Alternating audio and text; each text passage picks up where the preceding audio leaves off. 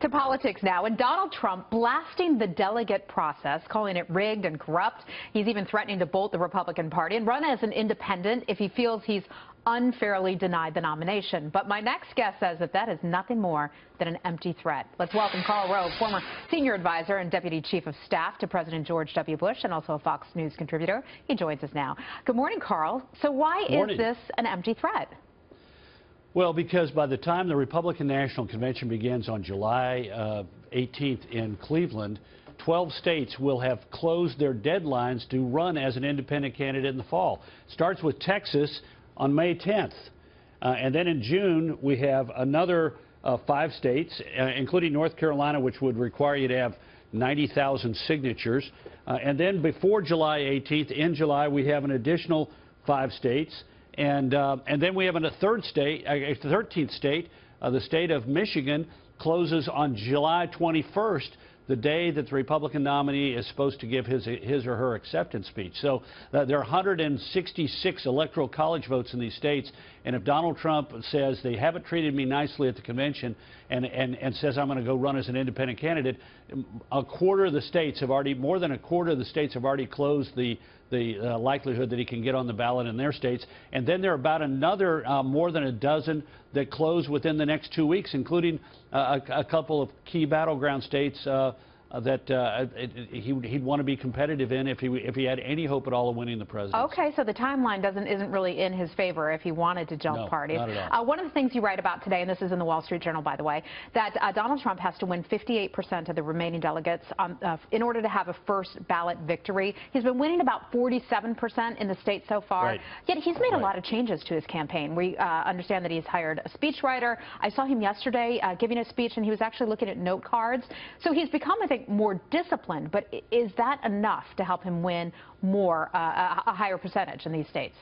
Well, we'll see. Tuesday night, he had a great victory in New York. I thought he went out and made appropriate comments. He referred to Ted Cruz as Senator Cruz. There was a lot of applause on Wednesday morning for the new presidential attitude that he had demonstrated. Yet he was calling him Lion Ted just yesterday. Yeah, exactly. Yeah. So he goes to Indianapolis and immediately falls back into the old habit of calling him Lion Ted. Now, here's what happened. As of Tuesday night, it's a 2-whiteboard day with you, Heather. As of Tuesday night, 845 delegates in the Trump column, 950 in the not Trump column. That's after New York.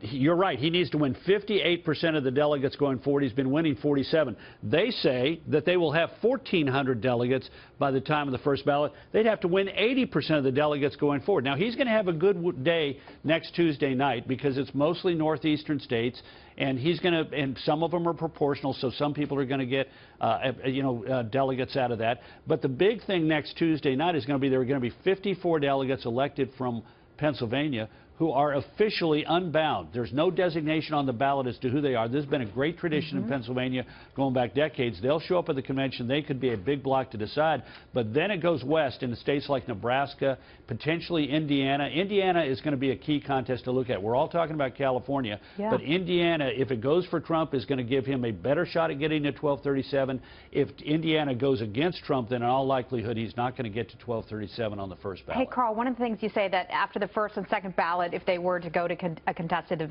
convention, that a lot of those delegates, and you just touched on this a second ago, will actually abandon him and jump on board with somebody else. Do you see that happening? Oh, yeah. Look, we have a 2-step process, and Trump didn't seem to understand this. You apportion the delegates and bind them for 1 or 2 or in a few instances 3 ballots or more in a series of primaries, conventions, and caucuses. And then you select the delegates in party conventions and at district and state level. 72% of the delegates are chosen that way. 28% are either directly elected or chosen by the candidate himself. And in that second process where you actually select the delegates, he has no organization, no ground game, no real infrastructure out there. So at these district and state conventions, like Georgia last weekend, 42 delegates elected at a congressional district level.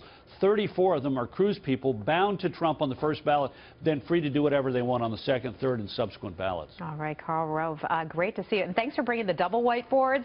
And whiteboard day for you, Heather. Thank you. And by the way, if folks don't know, you are a terrific babysitter. You babysat my 5-year-old and my puppy here at Fox News. You were awesome.